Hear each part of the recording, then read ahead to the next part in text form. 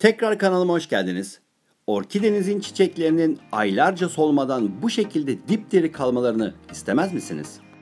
Yapılan birçok hatadan dolayı orkide çiçekleri kısa sürede solar ve dökülür. Bu videoda izleyeceğiniz taktikler ile sizin orkidenizin çiçekleri de aylarca dipdiri kalabilir. Bunun için neler yapılmalı? Gelin birlikte izleyelim. Üzerinde çiçekleri olan bir orkideye asla çok su vermeyin. Orkidemizin düzenli sulanıp sulanmadığını öğrenmek için öncelikle köklerini kontrol edelim. Bu orkidenin kök yapısına baktığımızda fazlasıyla sağlıklı kök var ve kök rengi yeşil, yani köklerin içerisinde su var. Bu da demek oluyor ki bu orkideye su vermeye gerek yok. Hava köklerine baktığımızda dışarıda kalan kök sayısının fazla olduğunu görüyoruz. Aslında bu köklerin görevi havadaki nem ve çiğ ile su emip orkideyi beslemesidir. Fakat ev ortamında bunu başarması çok zor.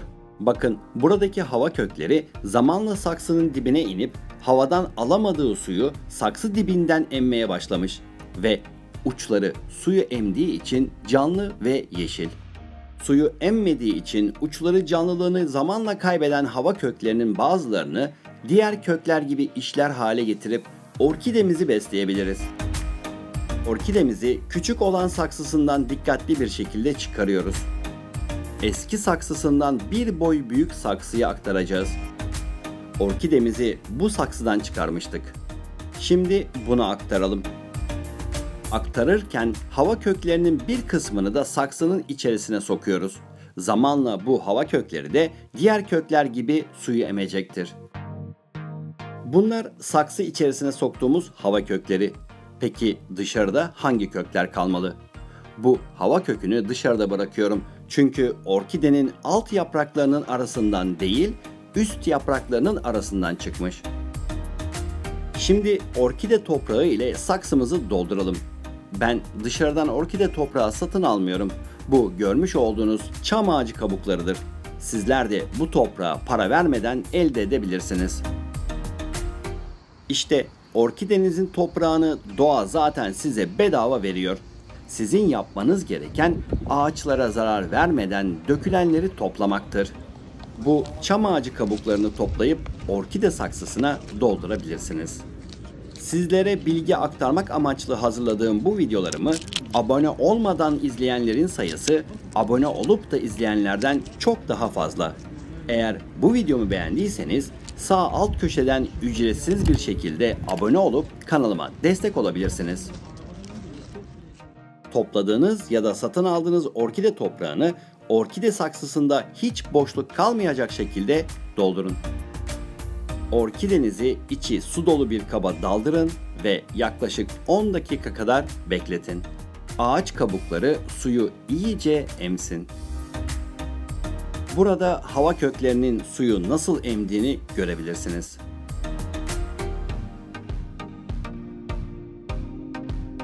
Orkidemizi sudan çıkarıp kök rengine baktığımızda içerideki köklerin suyu yeterince emmesinden dolayı koyu yeşil olduğunu görebilirsiniz.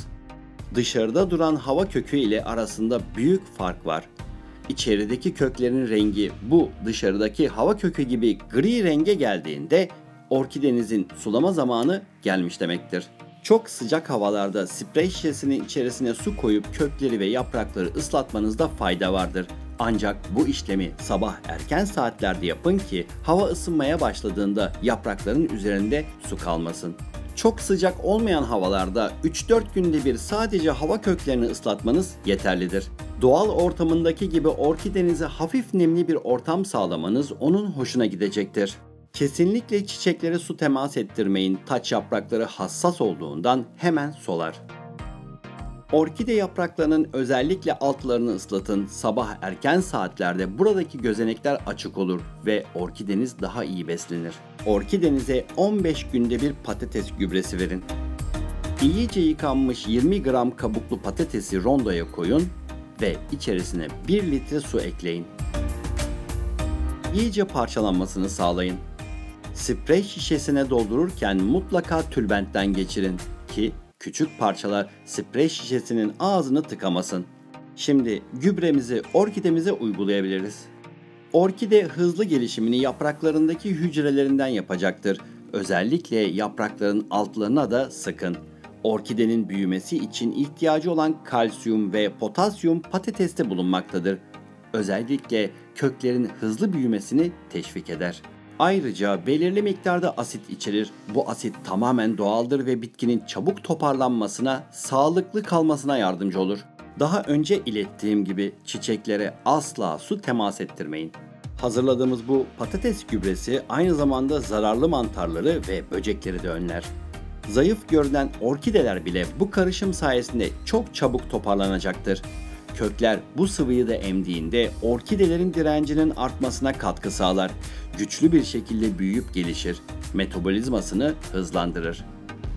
Tüm bitkilerin çiçek açması için fosfora ihtiyacı vardır. Siz de orkidenize çiçek açmak üzereyken ve açtıktan sonra da sağlıklı kalması için fosfor ile desteklemelisiniz.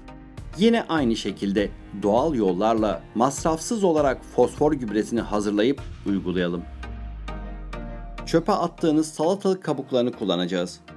Unutmayın, çiçek açmaya başlayan tüm bitkiler güneş ışığından yüksek oranda faydalanmak için fosfora ihtiyaç duyar. Bu fosforu elde etmek için salatalık kabuklarını içi su dolu bir kaba koyun. Kabuklar bu kapta soğuk havalarda 5 gün, sıcak havalarda ise 3 gün beklesin.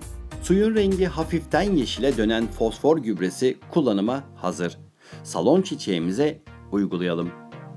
Çiçeklerini büyütmeye çalışan çiçeğimizin en çok ihtiyacı olan fosfor gübresini köklerine ulaşması için normal sulama yapar gibi yapın.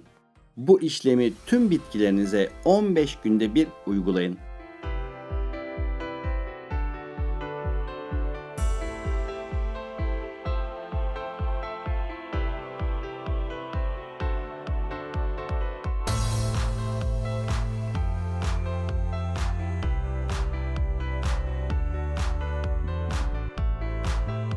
Bu doğal gübrede %11 oranında fosfor, %27 oranında potasyum vardır.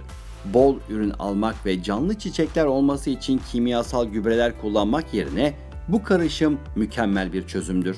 Orkidelerinizin kök rengine göre, yani kökler gri renk olduğunda bu karışımı ara sıra orkidenize uygulayın.